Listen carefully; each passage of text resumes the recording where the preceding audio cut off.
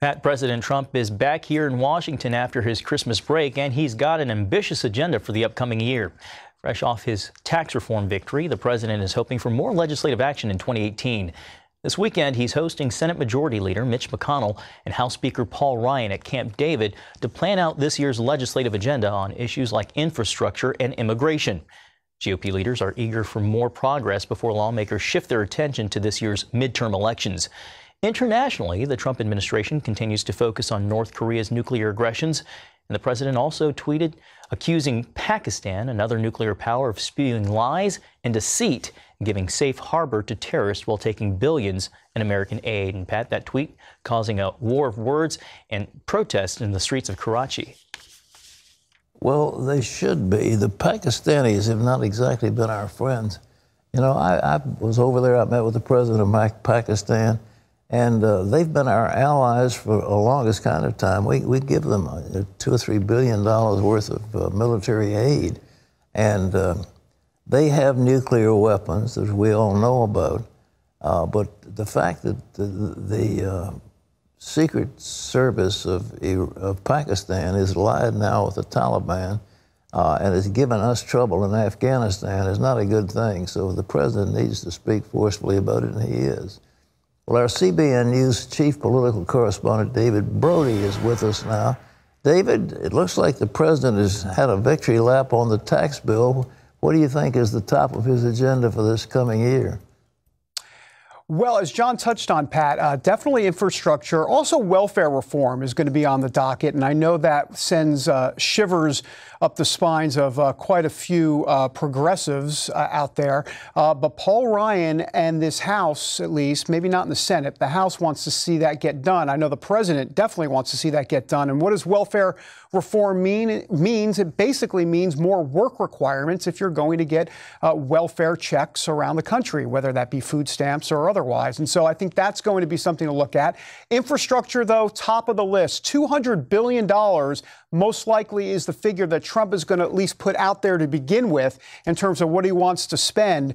The White House calling that a floor, not a ceiling number. They expect that number to go up. But the truth of the matter is we're hearing here in Washington that they're looking at $1 trillion if you really want to get something done with the bridges and roads and airports and infrastructure in this country. So $200 billion ain't going to cut it. We'll see what happens. David, that's supposed to be a Democrat program. They want to put people to work. But, you know, President Obama wasted almost $1 trillion on, he claimed shovel-ready project, but he couldn't find any. And so he used that money to pay off his political supporters. So what do you think about this one? The Democrats, will they ever come around to support anything Trump wants to do? Yeah, I think actually this may be the one place where they get something done because, as you said, they want to do infrastructure reform. I think what they're saying is that $200 billion won't cut it. They want more money. What a shock. Democrats wanting more money. But Trump is going to kind of go slow at the beginning. We'll see how that plays out. But I will say this, that ultimately, you know, this is something that has been an issue in the past. It really hasn't been addressed at all. Trump taking on big issues. And I think this is going to be something that he most likely will be able to get done sometime in the first quarter of the year. We'll see. Well, they talk about a government shutdown. You know, what do you see as the issues that are dividing them? Of course, Trump wants the wall. The Democrats say we'll give them maybe a little bit of the wall. What else do you think? I mean, DACA, will that be the thing that will cause a shutdown? Yeah, I think that's the main thing, Pat. And that's what everybody up here in Washington is looking at, whether or not DACA will be doomsday when it comes to a federal government shutdown. And look, let's remember to basically pass this legislation, this big spending bill, it's not 50 votes here, you need 60.